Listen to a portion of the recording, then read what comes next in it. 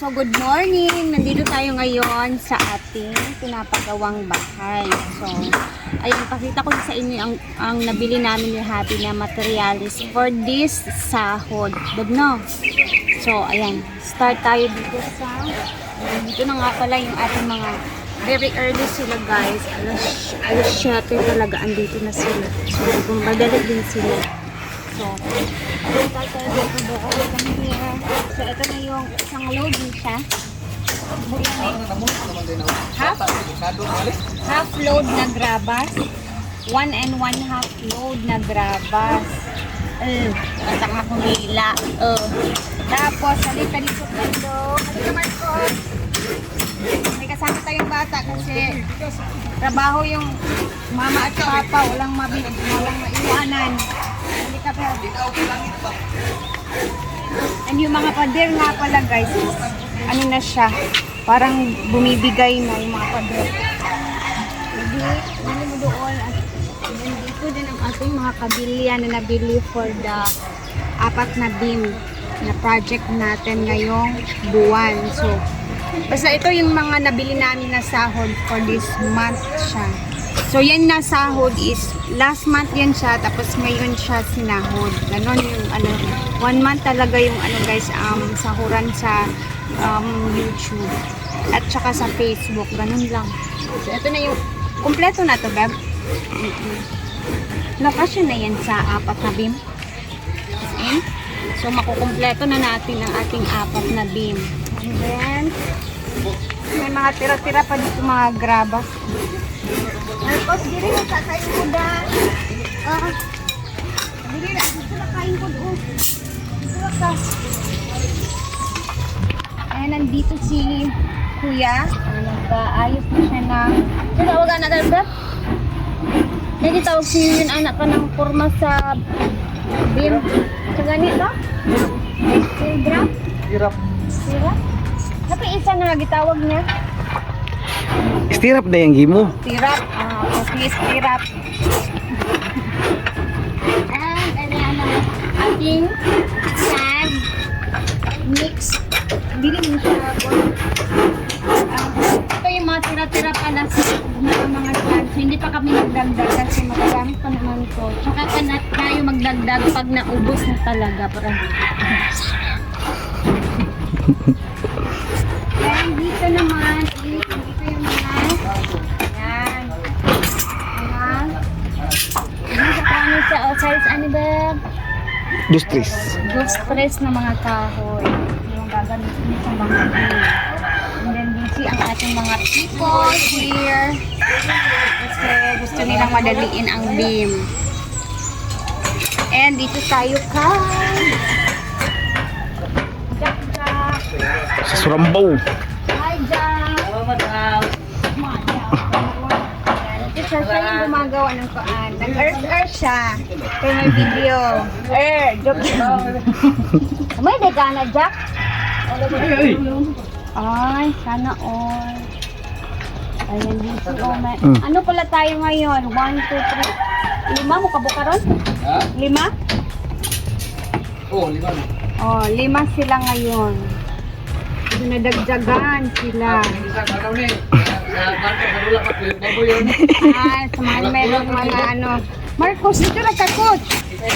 Eskwela lang kami daruhan. Dito naman tayo, guys. Ba daruhan ko eskwela di.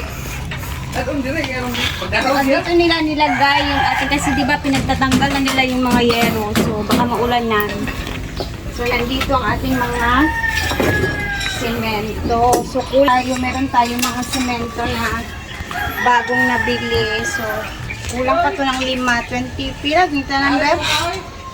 25 to siya lahat. So may mga materials pa na hindi na-deliver kasi sobrang busy ng pinagbilhan natin dito na hardware. Ang dami nilang dineliver. So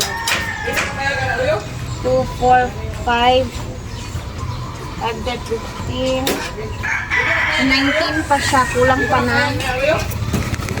Ay, may sobra tayong daan. 4 pala nung last na mga hindi pa nagamit. So, meron pa siyang kulang na mga siguro hindi na kumagsibig pangita uglain. And, ayan, balik natin kasi. Ayan, may mga, nagbili din sila ng mga plywood nga pala.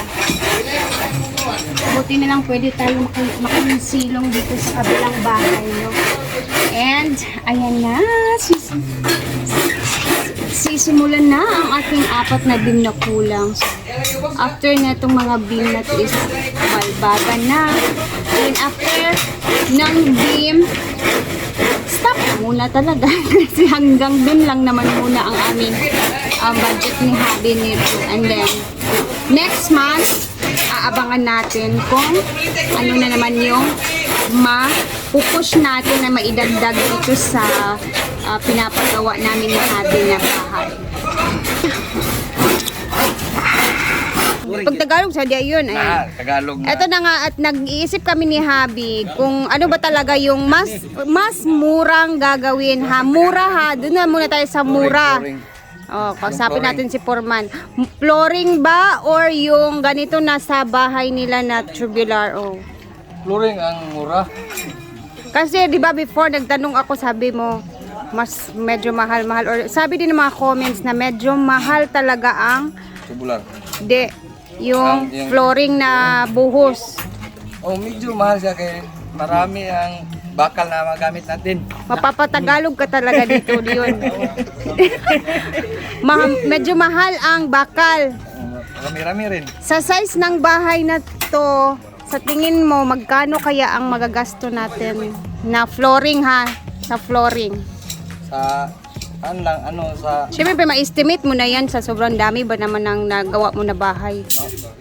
40 ang materialis lang, mga 43. Sure? Oh, flooring lang. Sa materialis lang. Tawa si Habi, oh. Kita naman naman na. We, 40? Oh, Buhos. 43. Kasi nga, inaano kami ni Mark kung ano ba talaga ang mas madali, mas okay, mas mura muna kesa flooring ba or tubular na roofing diretso. Mga 75 dala na sa libur. Kung sa flooring. Oh, 75 dala na sa libur. 5,000. So ano yung mas maganda siguro guys? Oh, mag-suggest kayo guys, if flooring ba natin to agad or i-tubular natin. Kasi 'di ba buhos naman siya, abang na pang second floor. Pwede na dayo hindi muna mag-roofing kasi nakabuhos na. Pwede na makatira kasi may buhos na or naka-flooring na, ganun. So unsa man? Araw lang sa Maynila, Tagalog. Flooring ta? Flooring tagay. Pag dito tayo sa sa taas, pag mahulog tayo dito sa ubos. Oh. So final na ni siya ha, final decision mag-flooring ta next month. Okay. O dito na sadta Katol-katol. magkatol-katol muna tayo next month kasi ifo-flooring na natin yan. Kasi 'di ba nagtatanong talaga ako, ano ba talaga maganda dito? Yung carry lang sa bulsa, flooring ba or yung na diretso na sa tubular? And then color roof, yun yung iniisip Sa namin. roofing ka mag-una. Hanggang 120,000 sa lang yan sa Tubo? materialis lang. Pil lang atop. Oh. Sa roof na siya. 120? Mga 120. Mahal jud ay. Oo. Plus mo libur ka na o kuan. Katunga. 50 mga 50 60. Ay di ay. Oh, 60. So dito na lang ta sa Flooring na. flooring na lang. Okay. Very good idea, Foreman. Dito na ta sa mas 180 ang gaston sa mahal di ay no? Nyaluag baya siya ba? Malawak kasi siya. So ayan na. Nalinawan na ang aking pag-iisip at pag-iisip namin ni Habi. So next month mag-flooring tayo buhos. Gora. Go. April. Ang gagawin natin next month, bilhin muna ang mga materyales. Yung hindi nasisira muna na materials like kabilya, yung simento, wag muna. Doon na yun sa paggawa na dire-diretso. Di mo rin nag-ibang ko dito ni mo sa Albert. Piling ka kwarta dito. Madam, next month, akong dungagan. Oo, kasi diba? Total sa akong kuan, total sa Oo, diba? So, ganun na lang. Dua ka bulan nga preparation. Para straight yung pagbuhos. So, bilhin natin muna yung mga ano muna. And then, basta yun na yun guys, malalaman nyo din naman.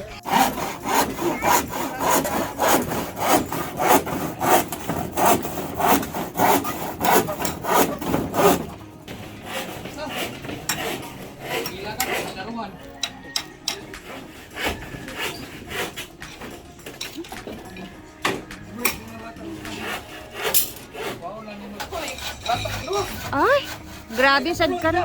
Grabe nga training ba? Di ba sa eskwela? Bawang karuan. Ay, ginoo ko. Sa eskwela mo kung mututusan ka dito. Tama nito tambay. Siya ganan day. Mag-foreman sad siya. Naunsa niya pagka-foreman pod nga sa eskwela. Amot lang ipapinta na nimo og kwan. Equal 6 man ang plus 1. Ah, plus 1. 1 plus 1.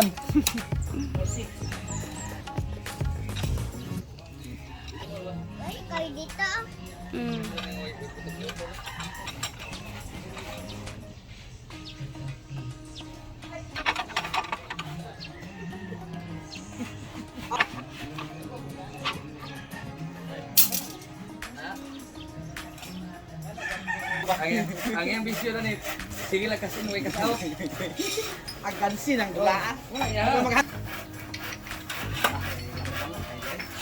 Kaya bisyo si wake us out. Kasalagma siya dito ug ano 8,000.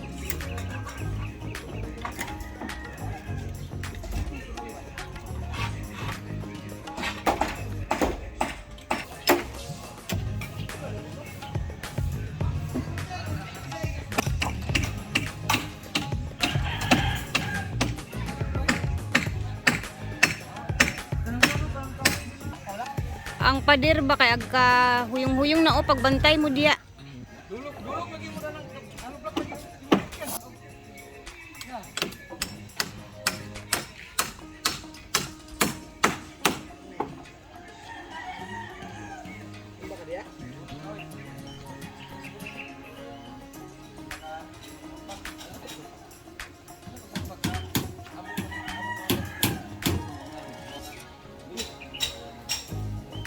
Tawing alipor yang biyahon man yawa.